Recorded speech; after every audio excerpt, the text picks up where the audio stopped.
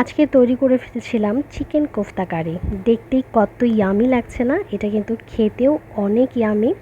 যারা যারা চিকেন কোফতা কারি পছন্দ করেন বা যাদের এটা পছন্দ তাদের জন্য কিন্তু আমার এই আজকের রেসিপিটা। সো চলেন আপনাদের সাথে রেসিপিটা শেয়ার করি। আমি চিকেনের একটা ব্রেস্ট পিসকে আমি ব্লেন্ডারে একদম ব্লেন্ড করে নিয়েছি। তারপর পেঁয়াজ, কাঁচামরিচ, ধনেপাতা, লবণ, আমরা চিকেন রান্না করতে যা যা মশলা অ্যাড করি সব মশলাগুলি আমি এখানে একটু একটু করে অ্যাড করে দিয়েছি। তারপর এখানে একটা স্পেশাল জিনিস দিলাম, সেটা হচ্ছে গ্রিন এলাচ, ব্ল্যাক এলাচ আর হচ্ছে নাটম্যাগ যেটা জয়ফল, সেটা একটু থেতো করে এরকম পাউডার করে নিয়ে আমি এটার সাথে মিক্স করে নিলাম। এটা দিলে একটা এক্সট্রা ফ্লেভার হয়। তারপর আমি হাতে একটু পানি ডিপ করে নিয়েছি, তাহলে এটা স্টিকি হয়ে হাতে লেগে যাবে না। এটাকে আমি রাউন্ড রাউন্ড শেপ দিয়েছি। আপনারা চাইলে এটাকে যে কোনো শেপে দিতে পারেন। আর একটা ইম্পর্টেন্ট কথা আপনাদের সাথে শেয়ার করি, এটা বাইন্ডিংয়ের জন্য কিন্তু আমি এখানে কোনো পাউরুটি, কোনো কর্নফ্লাওয়ার বা কোনো আলু কোনো কিছু অ্যাড করিনি। এটা একদম র চিকেন।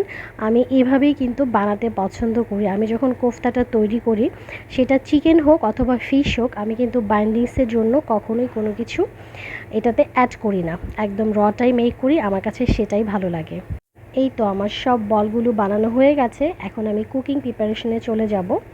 কুকিংয়ের জন্য এখানে আমি একটি প্যানে তেল গরম করে পেঁয়াজ কুচি দিয়েছি, একটু গরম মশলা দিয়েছি। অ্যাজ ইউজুয়াল আমরা চিকেন রান্না করতে যে ধরনের মশলাগুলো ইউজ করি সেটাই ইউজ করব।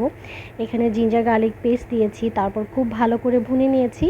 আর পেঁয়াজ, কাঁচামরিচ আর একটা টমেটোকে আমি ব্লেন্ড করে একটা পেস্ট তৈরি করেছি, সেই পেস্টটা আমি এটাতে অ্যাড করে দিয়েছি।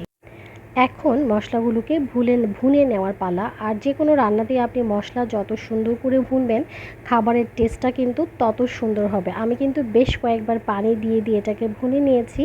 তারপর এটাতে অ্যাড করে দিয়েছি মরিচের গুঁড়া, হলুদের গুঁড়া, জিরার গুঁড়া, ধনের গুঁড়া এবং গরম মশলার গুঁড়া। তো এই সব কিছু দিয়ে আমি এটাকে খুব ভালো করে মশলাটাকে বেশ কয়েকবার কষিয়ে নিব। তারপর এটাতে একদম এনাফ পানি দিয়ে দিব, যতটুকু আমার পানি প্রয়োজন। তারপরে আমি সেই বলগুলোকে ছেড়ে দিব। আর in the meantime share করে আপনাদের সাথে, এখানে আমি কয়েকটা আলু দিয়ে দিয়েছি, ছোট ছোট বেবি পটেটো। কারণ আমি যেহেতু মাহানুরের জন্য আজকে আর আলাদা কোনো চিকেন রান্না করব না, আর ও যেহেতু আলু খুব পছন্দ করে, দ্যাটস ওয়াই। বাট পাকিস্তানিরা যখন তৈরি করে ওরা কিন্তু এটাতে আলু অ্যাড করে, বয়েল এগ অ্যাড করে, বা এগুলোর শেপগুলো কিন্তু একটু লম্বাটেও কাবাবের মতো অনেকটা করে। সেটা একদম আপনার উপর ডিপেন্ড করে আপনি কিভাবে এটা শেপ করবেন। সো আমি আজকে রাউন্ড রাউন্ড শেপই করেছি। আর দেখেন এগুলো ফুলে কত একদম ডাবল ডাবল সাইজ হয়ে গেছে। আর এই কোফতাটা খেতে আমার কাছে এত ভালো লাগে, চাইলে কিন্তু আপনারাও বাসায় মেক করতে পারেন। আর মেক করে আমার সাথে কিন্তু অবশ্যই আপনাদের এই রেসিপিটা শেয়ার করবেন কেমন হয়েছে। সো আমি কিন্তু এটাকে আর চামচ দিয়ে নাড়িনি বা কোনো কিছু দিয়ে এটাকে নেড়িনি, জাস্ট পাতিলটাকে একটু নেড়ে দিয়েছি। তাতেই কিন্তু খুব সুন্দর করে যখন এটা সেট হয়ে যাবে, তারপর আপনি চাইলে নাড়তে পারেন, এটা আর ভাঙবে না। এই যে দেখেন কত ইয়ামি একটা লুক চলে আসছে, মাশাল্লাহ খেতেও অনেক মজা হয়েছিল। আপনারা যারা যারা পছন্দ করেন অবশ্যই বানাবেন। আর যে যে আমার এই ভিডিওটা যে যেখান থেকে দেখছেন, অবশ্যই একটা লাইক করবেন, কমেন্ট করবেন।